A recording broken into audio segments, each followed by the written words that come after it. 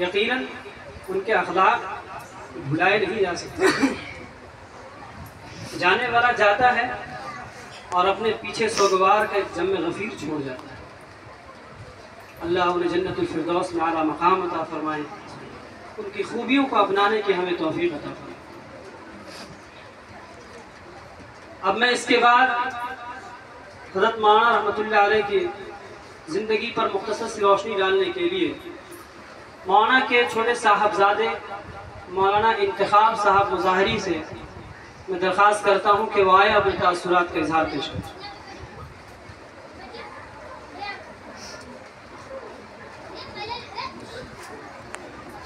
بسم اللہ الرحمن الرحیم۔ کل من علیہا فان۔ دھوپ کی شدت میں رو کر کہہ رہا تھا ایک یتیم، دھوپ کی شدت میں رو کر کہہ رہا تھا ایک یتیم، سر پہ سایہ باپ کا اور ماں کا آنچل چاہیے۔ اللہ ان کے والدین کو سلامت رکھے جو ابھی زندہ اور حیات سے۔ جب باپ کا سایہ سر سے اٹھتا ہے تو سمجھ میں آتا ہے کہ وہ حقیقی صاحبہ تھی، تب سمجھ میں آتا ہے کہ ان کا سایہ فگن جو ہم پر تھا وہ نہایت قیمتی تھی۔ آپ دیکھتے ہوں گے درخت کو کہ درخت ٹہنیاں سمیٹے اور ان پر پتے جو بکھرے ہوئے ہیں وہ دھوپ کی تپش کو روکتے ہیں، دھوپ کو روکتے ہیں تاکہ نیچے والے جو انسان کوئی بیٹھے تو ان کو سکون پہنچ جائے۔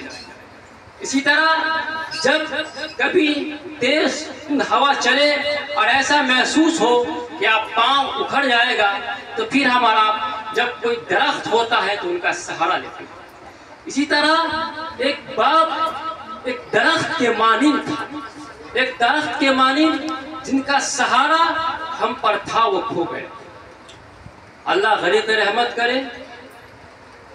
بہت سی باتیں، بہت سی یادیں، چونکہ ان کے ساتھ ایک خونی رشتہ ہے اور مسلسل رہا تو کچھ باتیں تو آئیں گی آپ کے سامنے۔ میں بہت مختصر انداز میں ان کی وہ تمام باتیں جو ہمیں بطور درس کہیے یا تربیت کے طور پر، سبق کے طور پر ہمیں سمجھایا کرتے تھے۔ وہ ایک بات کہتے تھے، جب ابو سے میری کوئی بات ہوتی تو وہ کہتے کہ گفتار کے غازی نہیں کردار کے غازی بنو، گفتار کے نہیں کردار کے غازی بنو۔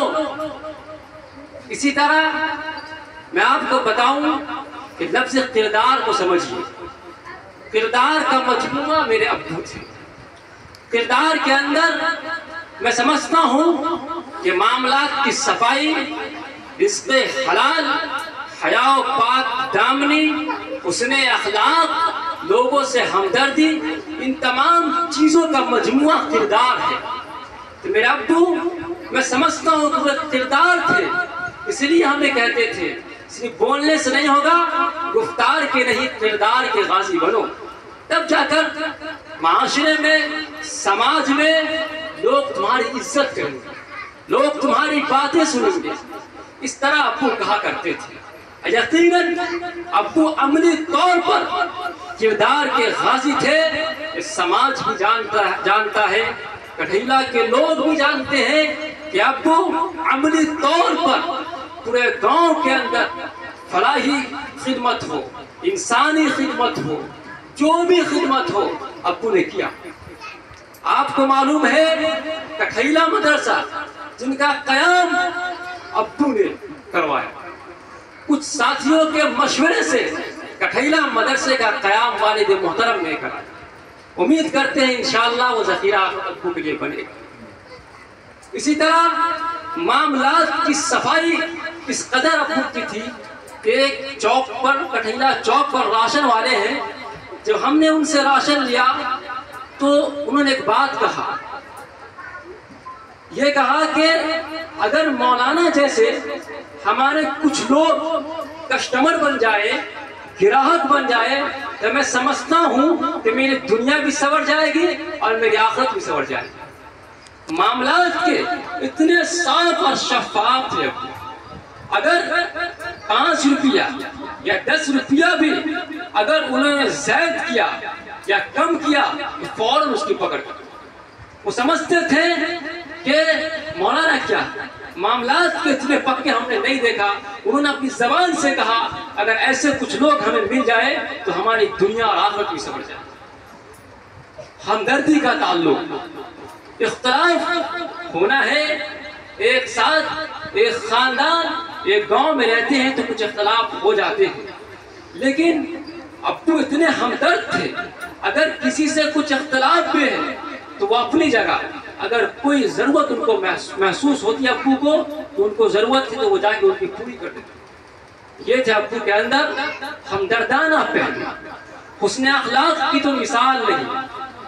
امی بیان کرتی ہے کہ جب کوئی گھر میں اچھا کھانا پکتا، بہترین کھانا پکتا تو ابو کہتے سب ٹھہر جاؤ، سب ٹھہر جاؤ۔